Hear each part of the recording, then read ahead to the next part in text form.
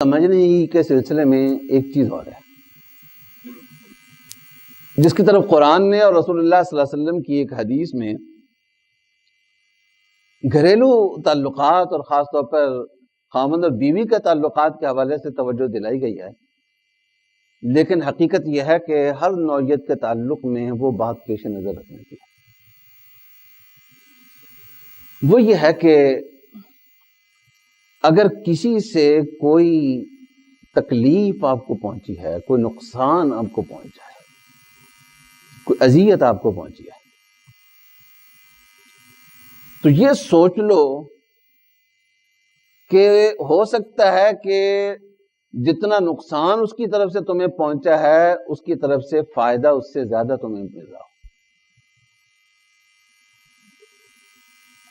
قرآن کریم نے یہ کہا کہ وَعَاشِرُوهُنَّ بِالْمَعْرُوفِ فَإِن كَرِهْتُمُوهُنَّ فَعَسَىٰ أَن تَكْرَهُوا شَيْئًا وَيَجْعَلَ اللَّهُ فِيهِ خَيْرًا كَثِيرًا، کہ اپنی بیویوں کے ساتھ، اپنی عورتوں کے ساتھ برتاؤ نیکی والا، اچھائی والا کرو، ڈھنگ کا برتاؤ کرو ان کے ساتھ، عاشروہن بالمعروف۔ اور وجہ اس کی یہ بیان فرمائی کہ اگر کوئی بات تمہیں ان کی نامناسب لگ رہی ہے، ناگوار لگ رہی ہے، تو ممکن ہے کہ تم اس صفت کو ناگوار سمجھتے ہو، لیکن اللہ نے اسی کے اندر تمہارے لیے کوئی بڑی خیر رکھی ہو۔ فرض کریں خاتون خانہ کے مزاج میں، زبان میں تلخی ہے، تھوڑی سی سختی ہے، مزاج ایک جیسا انسان کا رہتا ہے، ان سے بات کر رہا ہوں، ان سے کر رہا ہوں، ان سے کر رہا ہوں، میرا جو مزاج ہے وہ تو وہی رہے گا۔ اس تلخی، اس سختی کی وجہ سے مجھے اذیت بھی ہو سکتا ہے پہنچ رہی، لیکن یہ بھی ممکن ہے کہ اسی سخت مزاجی کا یہ نتیجہ ہو کہ ہم تو صبح کو آرام سے سوئے ہوئے ہوتے ہیں، یہ خاتون چونکہ کرخت قسم کی ہے، ٹری قسم کی ہے، اس لیے بچوں کو بر وقت اٹھاتی ہے، بر وقت تیار کرتی ہے، بر وقت سکول بھیج دیتی ہے، آپ کو کوئی فکر اور پرواہ نہیں ہے، مزاج وہی ہے، اسی مزاج سے آپ کو اذیت بھی پہنچ رہی ہے، لیکن اسی مزاج سے آپ کو ایک فائدہ بھی پہنچ رہا ہے۔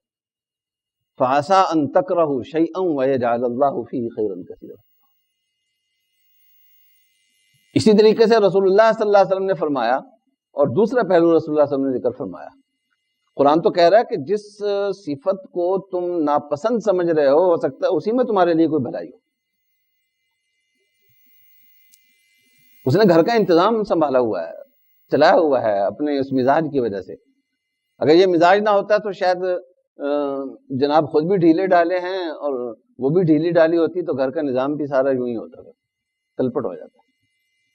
تو قرآن یہ کہہ رہا ہے کہ جس صفت کو تم نامناسب سمجھ رہے ہو، اپنے لیے باعث اذیت سمجھ رہے ہو سکتا ہے کہ اسی کے اندر اللہ نے کوئی خیر تمہارے لیے، بلکہ بڑی خیر تمہارے لیے رکھی۔ اور رسول اللہ صلی اللہ علیہ وسلم نے دوسرے پہلو کی طرف توجہ دلائی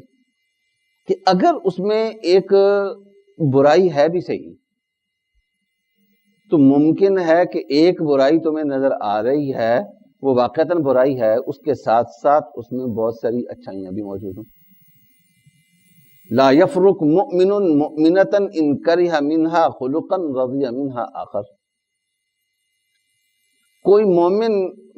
مرد کسی مومن عورت کو ناپسندیدگی کی نظر سے نہ دیکھے، اس کو اپنے سے اتار کر پھینکنے والا انداز اختیار نہ کرے،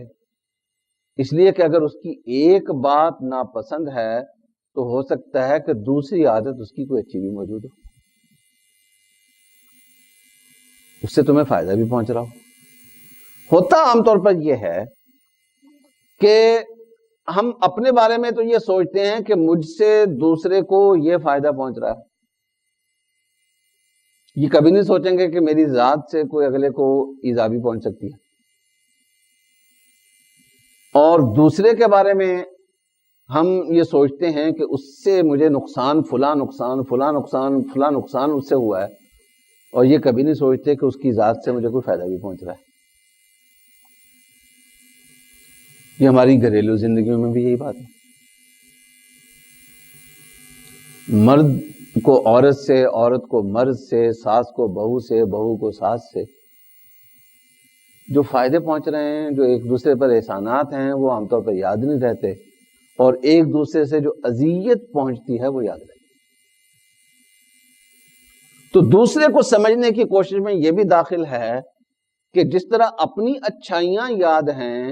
اسی طرح دوسروں کی برائیوں کے ساتھ ساتھ اس کی جو اچھائی ہے وہ بھی تمہارے پیش نظر ہے، اس کو نظر انداز نہ کرو۔ رسول اللہ صلی اللہ علیہ وسلم کے ایک صحابی ہیں حاتم ابن ابی بلتع رضی اللہ تعالیٰ عنہ، بدری صحابی ہیں، لیکن ایک بہت بڑی غلطی ان سے ہو گئی۔ رسول اللہ صلی اللہ علیہ وسلم کا کوئی جنگی راز تھا، فوجی راز تھا، وہ انہوں نے افشا کر دیا۔ بہت بڑی غلطی تھی۔ اگر وہ انہوں نے خط لکھا تھا مشرکین مکہ کے نام، اگر وہ خود خط ان تک پہنچ جاتا مشرکین تک، اور رسول اللہ صلی اللہ علیہ وسلم کا یہ راز ان تک پہنچ جاتا، تو حالات ہی سارے تلپٹ ہو جاتے،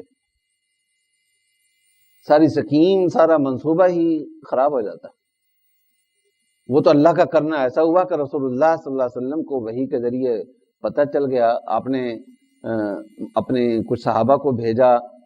وہ راستے میں جس خاتون کے پاس یہ خط تھا اس سے لے کر آئے واپس، اس سے پتہ چلا۔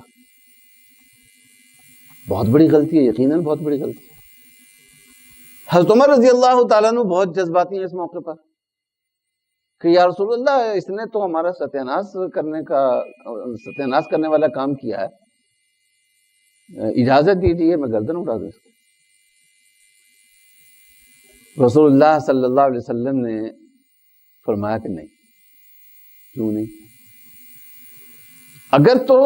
اس جرم کی شرعی قانون میں کوئی متعین سزا ہوتی پھر تو کوئی بھی ہے وہ سزا اس پہ لاگو ہونی تھی، قانون کی نظر میں سب برابر ہیں۔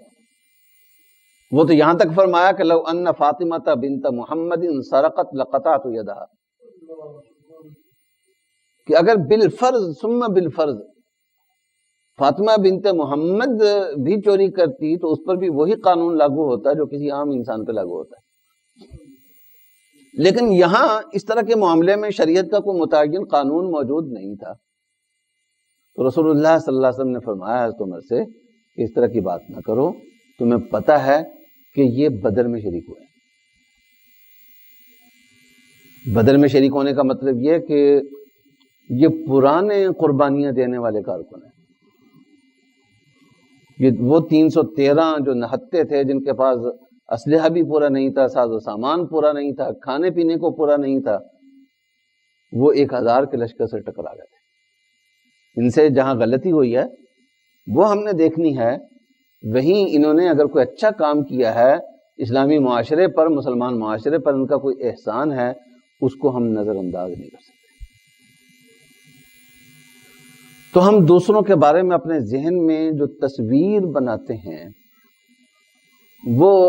ادھوری، اپنے بارے میں بھی ادھوری ہوتی ہے، اپنی صرف اچھائیاں ذہن میں ہوتی ہیں اور دوسرے کی صرف برائیاں ذہن میں ہوتی ہیں، جن سے آپ کا بکثرت واسطہ پڑتا ہے۔ خاص طور پر اگر کسی معاملے میں اختلاف ہو تو ایسے موقع پر تنہائی میں بیٹھ کر ضرور سوچیں کہ دوسرے فریق سے، مرد ہو عورت ہو، بڑا ہو چھوٹا ہو، مجھے فائدہ کیا پہنچا ہے، اور اب تک اس نے مجھے فائدے کیا پہنچائے۔ ٹھیک ہے کسی خاص معاملے میں آپ کا جو موقف ہے، اگر آپ اپنا کوئی حق سمجھتے ہیں، اپنا حق لینا اچھی بات ہے، کوئی اس میں قباحت کی بات نہیں ہے، لیکن بہرحال تصویر پوری آپ کے ذہن میں ہونی چاہیے۔ خود انسان فرشتہ بن جائے اور دوسرے کو شیطان سمجھ بیٹھے، ایسا نہیں ہونا چاہیے۔